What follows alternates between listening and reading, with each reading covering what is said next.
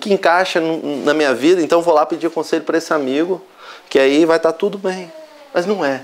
A amizade é aquele que tem coragem de falar a verdade um para o outro. A amizade é aquele que tem coragem de dizer que você está errado. Esse é o amigo verdadeiro. Porque o outro é um amigo gente boa. Né? Vem para a festa, vai para a festa e tudo. E nos momentos difíceis. Como é que é lidado isso? E por falar em momento difícil, né, a gente vive isso no dia a dia. Eu não pedi autorização para a André, depois ela briga comigo. Mas essa semana ela me ligou na hora do almoço e ela estava com a voz toda triste. Porque ela estava passando um momento difícil no escritório. Porque algumas coisas que aconteceram ali não foram do jeito que ela queria e não foram do jeito para exaltar, mas pelo contrário, para humilhá-la.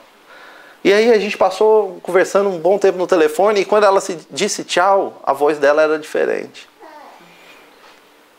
Amigo é aquele que na hora que a gente vai desistir de alguma coisa, ele te abraça e diz, mas você tem certeza disso? Alguns de nós já pensamos em desistir da igreja, alguns de nós já pensamos em desistir do sonho de morar aqui, ir embora para o Brasil.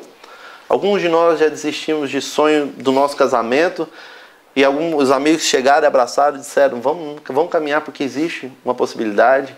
Alguns de nós já desistiram de empregos e aí outras pessoas disseram, não, peraí, mas talvez este seja um emprego. Amigos estão lá para todos os instantes. E nessa hora, Davi estava no pior instante da vida dele.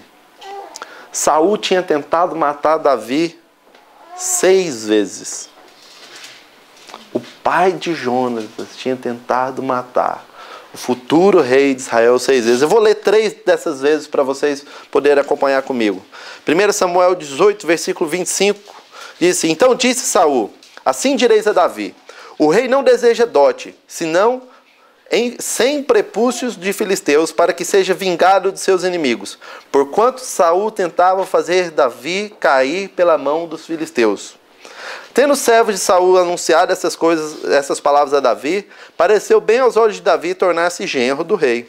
Ora, ainda os dias não se haviam cumprido. Quando Davi se levantou, partiu com seus homens e matou dentre os filisteus 200 homens. E Davi trouxe os prepúcios deles e os entregou bem contados ao rei, para que fosse seu genro. Então Saul lhe deu a filha. Mas a parte que importa para a gente aqui é, Saul tentava fazer Davi cair pela mão dos filisteus. Vai lá, não vou fazer o trabalho sujo não. Fulano vai acertar com você, vai lá, você vai chegar lá todo metidão, o pessoal vai guerrear um pouco, passa um pouco, vem um outro exército e te mata e pronto. 1 Samuel 19, versículo 1. Falou, pois, Saul a Jonatas, seu filho, e a todos seus servos, para que matassem a Davi. Porém, Jonatas, filho de Saul, estava muito afeiçoado com Davi, e aí o texto vai continuar dizendo que ele convenceu o pai que não era para fazer isso, mas ele pediu para que os homens fossem matar Davi. 1 Samuel 19, 10. E Saul procurou encravar a Davi na parede, porém ele se desviou de diante de Saul, que fincou a lança na parede. Então Davi fugiu e escapou naquela mesma noite. E a gente vai ver outros momentos que ele também tentou matar Davi. Tentou matar Davi quando estava com a esposa dele, a filha, né? Que aqui a gente conta. E amigo nessa hora é o que a gente talvez mais precisa. Na Bíblia tem um versículo, em Provérbios 18, 24, que diz assim: mas há um amigo que é mais chegado do que irmão. Esses amigos, eles são conhecidos nesses momentos. Nesses momentos de dificuldade, nesse momento que é forjado, é que a gente descobre quem são os amigos. Que amigos mais chegados que irmão. Eu vou fazer um parênteses aqui, que eu gostaria de contar a história de um amigo meu no Brasil. O nome dele é Leandro. E ele tem sido bênção agora na minha vida, ele sempre foi, mas ele me liga do Brasil para saber se está tudo bem comigo aqui. Ele me liga capaz que mais do que minha própria família. Bom, porque minha família eu ligo para eles e não ligo tanto para ele, mas ele liga para mim. E ele agora está passando uma situação bem fácil no Brasil. Ele está desempregado, mas ele não deixou de ligar para mim. Ele não pensa na conta telefônica dele quando ele tem que ligar para mim. A primeira coisa que eu faço é tentar retornar a ligação. Só que aí eu tenho que ter meu Lebara, porque só funciona com Lebara. O telediscount não cai no celular dele, não cai. Tem que ser, que é o número 811, alguma coisa lá no Brasil. E aí a gente se fala. E é interessante que a gente passou uns momentos difíceis e ele começou a ligar. E começou a ministrar sobre minha vida, e me deu versículo, e começou a dizer, Deus está com você, não é para você lutar essa batalha, não é para você fazer isso, não é tal coisa, e como é que você está? E ele me liga e pergunta assim, como é que você está com o André? Aí eu falando, o que você quer saber? Não, estou querendo saber como é que você está, como é que está a sua vida? E aí ele faz cada pergunta que é melhor não dizer aqui, mas ele tem essa coragem. Mas quem é o Leandro da minha vida? Leandro é um cara que eu conheci em 1995. Tinha acabado de voltar 2 anos, morado fora de Goiânia, morado em São Paulo, fazendo seminário, voltei para Goiânia, tinha aberto mão, e conheci esse cara que estava na igreja, que era amigo dos meus amigos. E Leandro passou uns 2 anos, arrumou um emprego fantástico, e decidiu sair da igreja. E a gente continuou a amizade. E aí, ele infelizmente não aproveitou o tempo para estudar. Isso foi uma briga que nós tivemos mais para frente, que ele sempre questiona que ele não teve oportunidade, que ele veio da família simples. E aí eu falei, quando você teve, você não usou essa oportunidade. Então você cala a boca agora. Porque você perdeu sua chance, o problema é seu. Isso, você vê que a gente tem uma amizade que a gente realmente é sincero.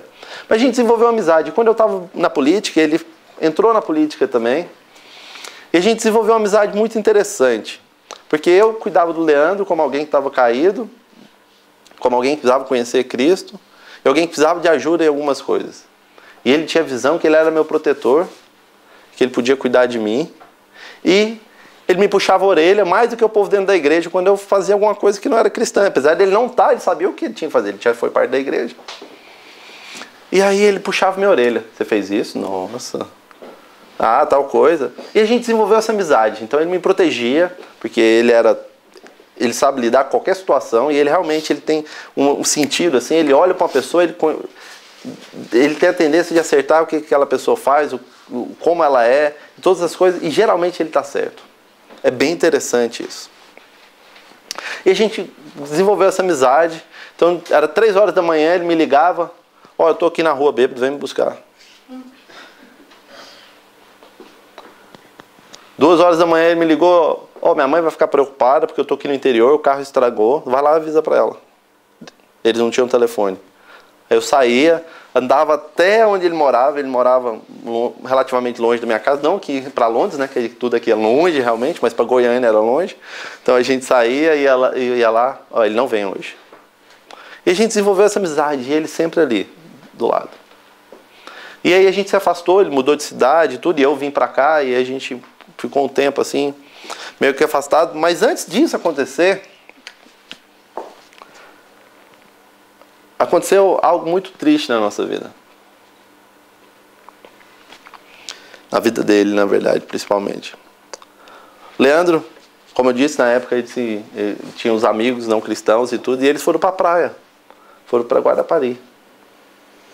Ele, um policial, amigo nosso, que mexia com política, e um terceiro rapaz que eu nunca conheci. E ele pega uma arma, sem bala nenhuma, sem pente, mas com uma bala na agulha.